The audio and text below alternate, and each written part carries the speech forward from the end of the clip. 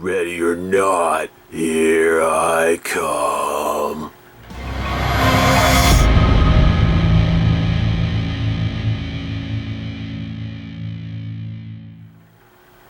The subject of today's review, we're going to be having a look at the NECA Toys A Nightmare on Elm Street Remake, Freddy's Glove Prop Replica.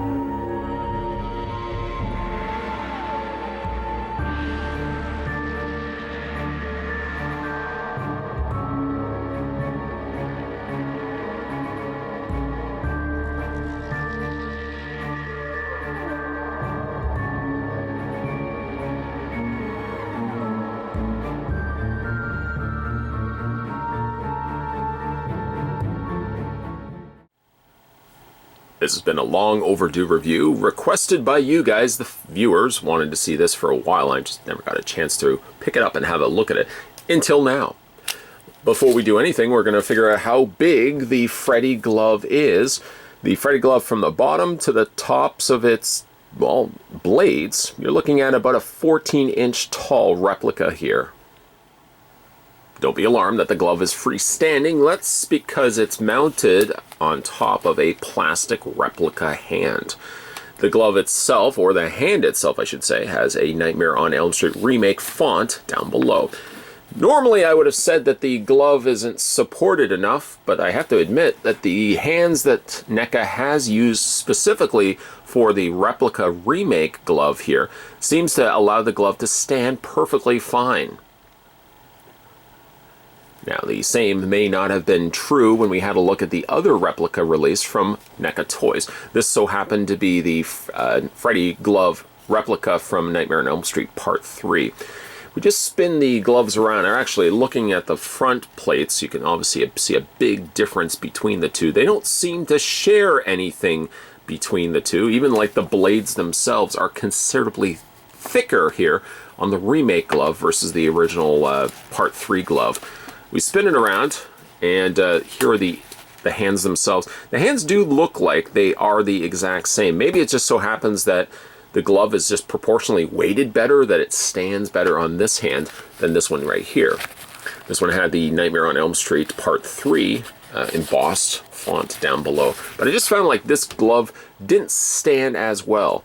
If you had the fingers completely straight, for example, that's where it seemed to get top heavy, that I found angling the blades just slightly allowed the glove to balance perfectly fine. And even then you kind of have to just do a little bit of a balancing act just so it doesn't topple over. Again, just the nature of the remake glove.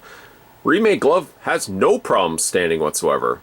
And I do think that they are the same hands. Maybe what we will do is I'll take these off and we can do comparisons from there. But let's first have a look at the details here on the remake.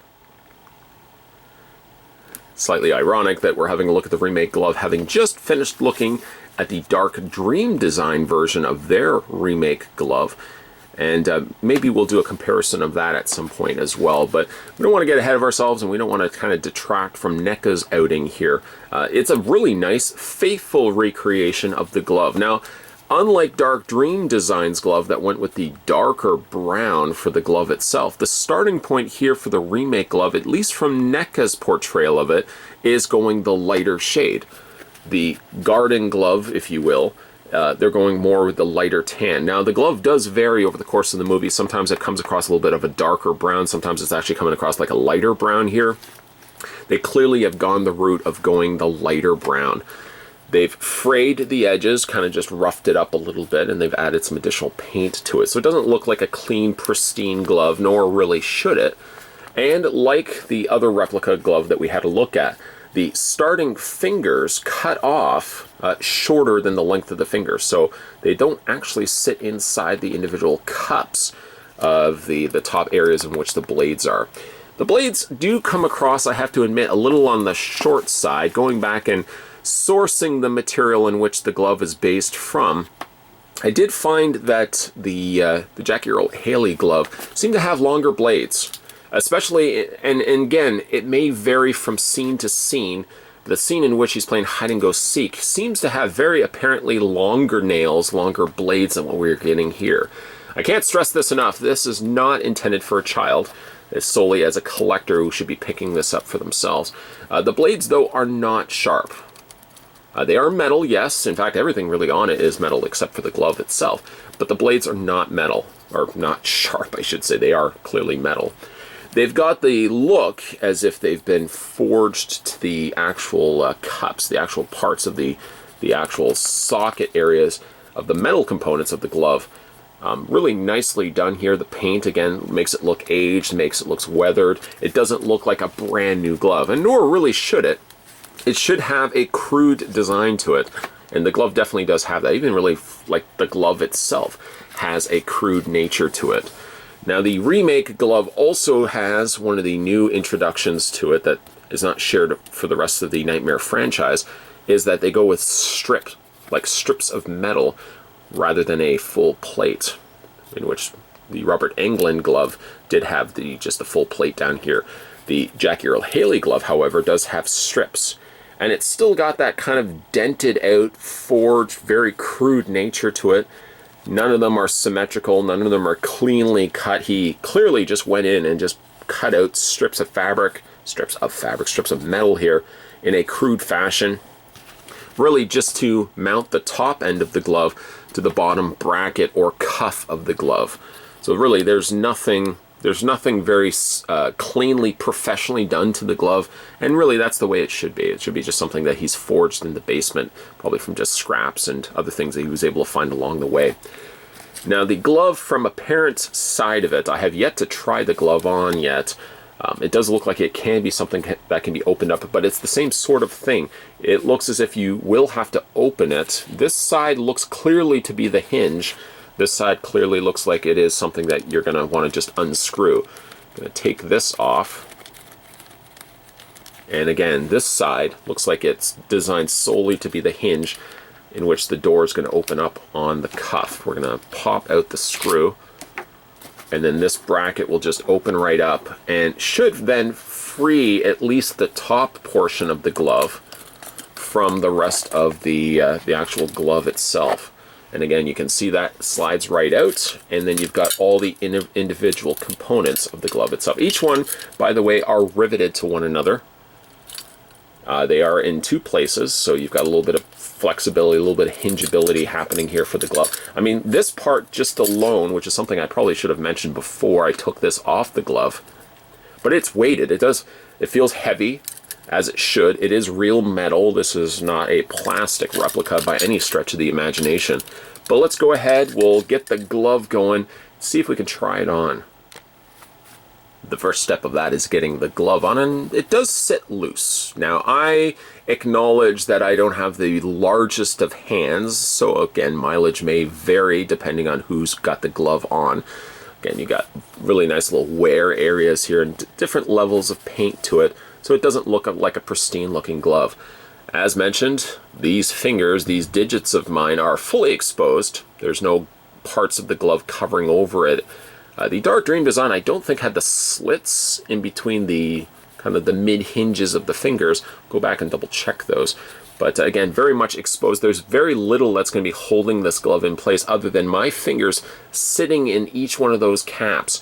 And then, of course, the cuff wrapping its way and mounting it to my hand here. Finish up touches is just adding the bolt back to the collar cuff. And you've got yourself the Freddy glove in hand. Now, much like my concerns, not so much concerns, but one of the things I did mention with the Dark Dream design replica is that there is very little kind of holding the glove in place. Here, granted, you get a good secure fit, but you will notice when you are wearing this particular glove, you feel your fingers just sort of moving around in there. There's not a whole lot keeping them in place. I don't feel like my fingers are going to fall out of them, but by no stretch of the imagination do I have a good stable grip on each one of these individual fingers. I'm not really sure what they did when Jackie, wielded the glove himself. Maybe, again, they could have, well, they would have likely fit it specifically for his hand, so it might have been a more enclosed, more stable sort of grip for his fingers actually to fit in there. At the time, like, you can just see, like, these fingers just want to flop around on me. at the very least, I don't think I could be able to use the glove to impale anybody because I just wouldn't be able to hold on to the blades well enough to do that. I can still move each of the individual fingers. I can do the slicing and dicing that Jackie Earl did kind of leading up to the deaths of his victims. But again, it's not the most secure feeling fitted glove. It's definitely not, comparing it to, say, for example, the Robert Englund glove. That glove fits securely, and a lot of that is chalked up to the fact that those gloves, the fingers of the gloves, aren't cut off. That kind of sort of fills in that area, and again, it allows for a much more fitted, comfortable, more secure fitting. Here again, I am wearing the glove, but I feel like I'm not so much wearing the glove as I've just got stuff resting on my fingers. There's very little control happening here. Glove again has a nice weight to it. The finger blades each feel very weighted and heavy, which is good. These again feel very secure, well, not secure, but each one of them do feel like they're of a heavier construction. I just kind of wish that the glove, and it's no fault to NECA, it's really no fault to Dark Dream Design when we looked at their glove, but again, like, it's just the nature of the remake glove that it seems, at least in my hand, to be next to impossible to feel like it's really sitting on my hand properly. By the way, just before we put the glove back on, I just want to show you what the hand looks like. It's a very soft plastic. You can clearly tell it's not a solid piece of plastic that they used. But I mean, it does exactly what it needs to do. I know when I picked out a mannequin hand for when I was doing reviews of the different Freddy gloves, I went for something a little bit more durable. I also went with something that had slightly more curved fingers. Clearly, the best way to display these are going with more straight fingers. Now, NECA as well didn't just have a completely flat hand. You'll see that it does wave itself. It's got a slight bit of a fan action happening here so that each of the individual fingers could naturally drop on the glove itself. I just want to quickly show you what the gloved, non-gloved hand looks like. They even actually sculpted fingernails in there as well. That's pretty cool.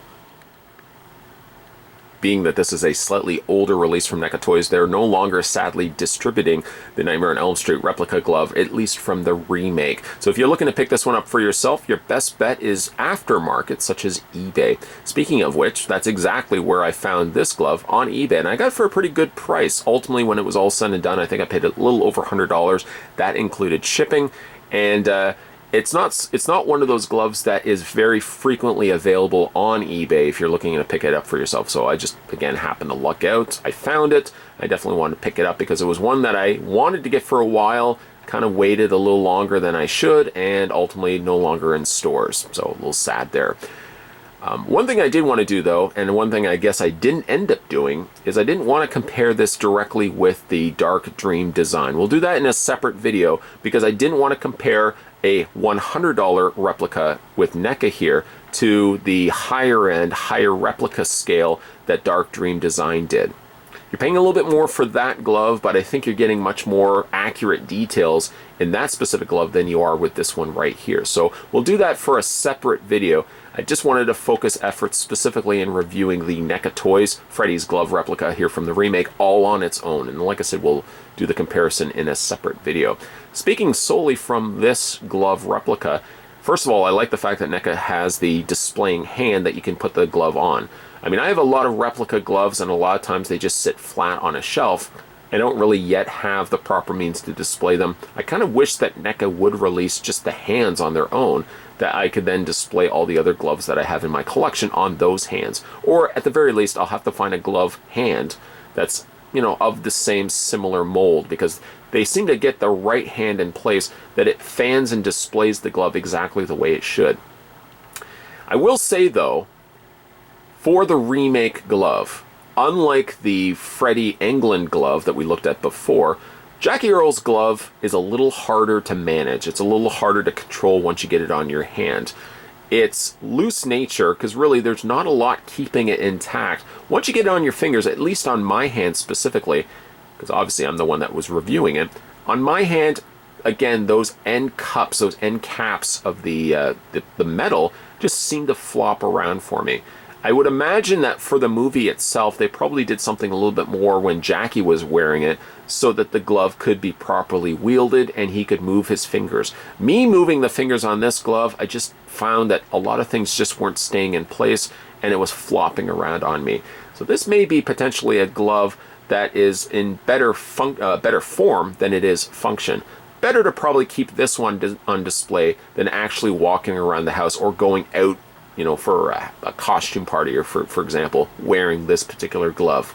You may find yourself a lot of times just feeling as if the glove's about to fall off, and that's really just due to the design nature of this particular glove. If only the fingers were a little bit longer, but then again, that's not the way it was designed for the movie, and I think NECA has done a pretty good job at an affordable means if you were looking to get the replica for yourself. Today, though, we were having a look at the NECA Toys A Nightmare on Elm Street Freddy's Glove prop replica, which no longer is now available, but you could still find it in the aftermarket. Like I said, long overdue review. I know you guys were looking to see this one for a while, and it just was a case I wasn't able to find it up to this point now. If you want to go back and have a look at some other replica glove reviews, I can't necessarily say for 100% certainty, but I'm probably one of the most glove reviews channels on YouTube. So if you guys want to go back and have a look at some of the previously looked at glove replica reviews, there's actually a category, a playlist on this channel called Freddy's Glove Reviews. You can go back and have a look at all the different replicas that I've done leading up to this one right here. And like I said, we're going to do a comparison between this one and the Dark Dream design in a separate video. That way I can spend 100% just the time of comparing one to the other. So that's going to come in a separate video. So make sure you hit that little subscribe button down below to guarantee you that when that new video comes on and other new videos, you'll never miss out. As always, guys, thanks for watching as you always do. I'll see you guys next time.